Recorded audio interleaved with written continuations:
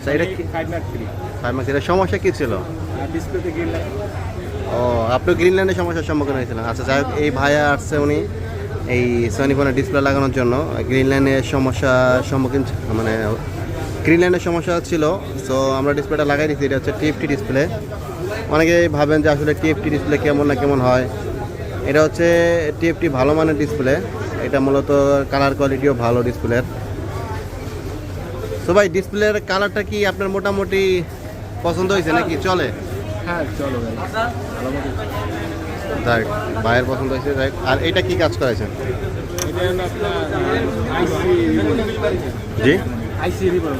আচ্ছা, এটা ওই ভাইয়ের সমস্যা ছিল পোকো X2। এটা মূলত প্রবলেম ছিল ক্যামেরা আসতো তো না, আর টাচে কাজ করতো না। টাচ স্ক্রিন কাজ করছে না। আচ্ছা, এখন এটা সব কিছু মূলত ঠিক আছে। আপনাদের ফোনের যে কোনো সমস্যা সমাধানের জন্য রমজান ইলেকট্রনিক্সে যোগাযোগ করতে পারেন। আশা করি ইনশাআল্লাহ আমাদের কাছে সঠিক সমাধানগুলো পেয়ে যাবেন।